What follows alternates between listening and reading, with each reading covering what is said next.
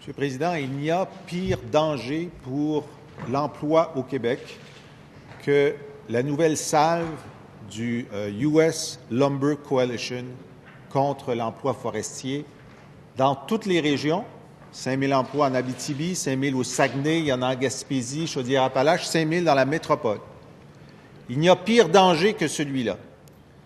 La dernière fois qu'ils se sont attaqués à notre industrie, il y avait au Québec 90 000 emplois dans notre industrie forestière. Il n'y en a plus que 60 000. Et 60 000 fragilisés par les salves précédentes. C'est la 5e fois en 20 ans qu'ils nous font le coup. Ils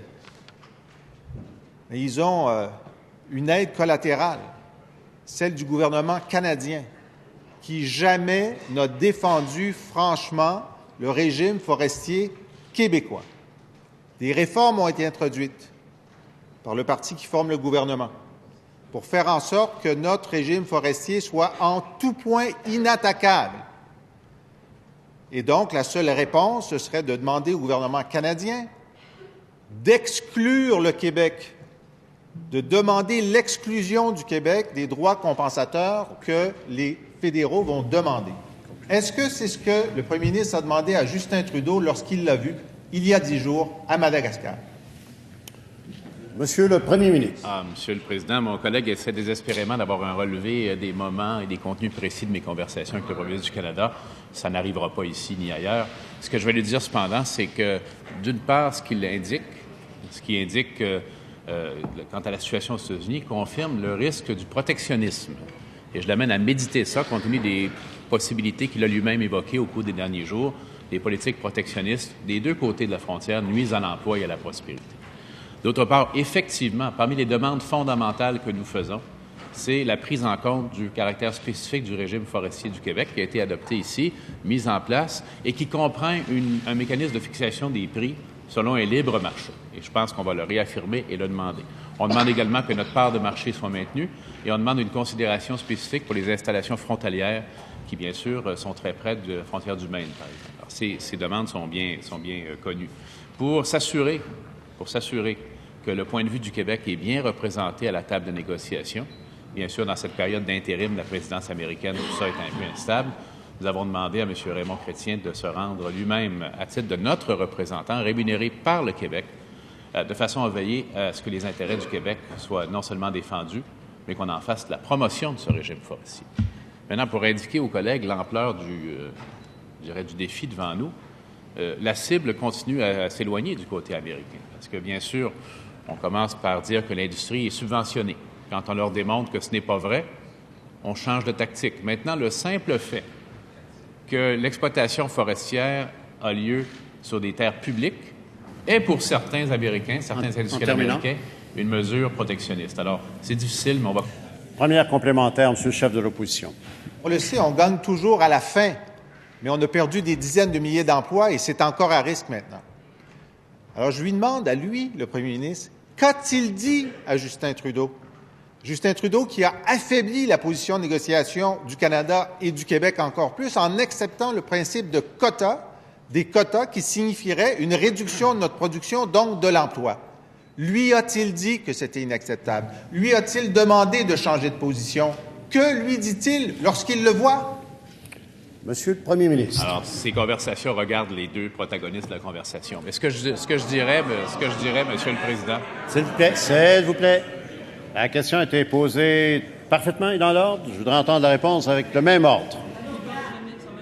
Monsieur le Président, ce que je vais répéter d'abord, c'est que la préoccupation pour les emplois, les familles forestières, elle est au cœur de ma préoccupation, de notre préoccupation. C'est vrai dans le dossier du bois d'œuvre, c'est vrai dans le dossier du caribou forestier, c'est vrai dans tous les horizons où actuellement on voit des menaces se profiler pour notre industrie forestière. Alors effectivement, nous, on demande à ce que le caractère spécifique du régime forestier québécois soit pris en compte dans les négociations et évidemment dans le résultat final des négociations. Maintenant, un jour viendra de deux solutions, de deux choses l'une, où on aura un accord négocié et on veillera à ce que les intérêts du Québec y soient bien représentés, où il n'y aura pas d'entente négociée. Terminant. Et là, on est devant une perspective de poursuite. Deuxième complémentaire, Monsieur le chef de l'opposition. Alors, je n'ai pas entendu le premier ministre dire qu'il était inacceptable que notre négociateur fédéral, Justin Trudeau, ait affaibli notre position de négociation. Je ne l'ai pas entendu publiquement. Je voulais savoir s'il lui avait dit privément. Il ne veut pas nous le dire. J'en conclus que ce n'est pas le cas. Je veux savoir maintenant, dans 2 mois, les tarifs compensatoires vont commencer à s'appliquer. Garantit-il qu'il y aura des garanties de prêt à hauteur de 300 millions pour l'industrie forestière québécoise? Monsieur le Premier ministre. C'est une autre remarque que j'ai faite à plusieurs reprises, de plusieurs façons.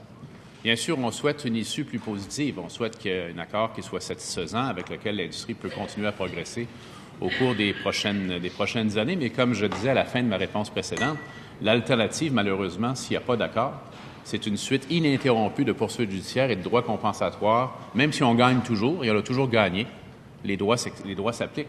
Alors, effectivement, M. le Président, nous demandons à ce que le gouvernement fédéral lui-même, et le gouvernement du Québec prendra sa part de responsabilité, établisse un programme de garantie de prêt pour soutenir nos entreprises du domaine forestier. Nous le demandons avec insistance et nous le répéterons. Et le gouvernement du Québec participera à cet effort parce que ce qui compte pour nous, c'est l'emploi, partout. Deuxième complémentaire, M. le chef de l'opposition.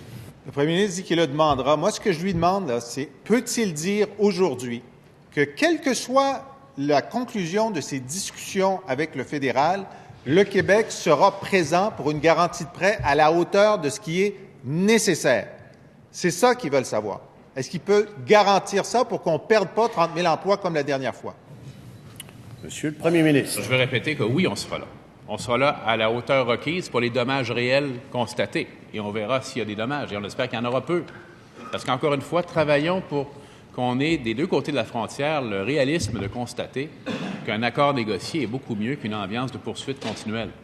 Même si nous, on gagne toujours de notre côté de la frontière, même si on gagne toujours les causes, on sait l'effet déstabilisant que ça a pour nos employés, nos travailleurs forestiers et leurs familles. Alors oui, on sera là. On sera là à la hauteur requise.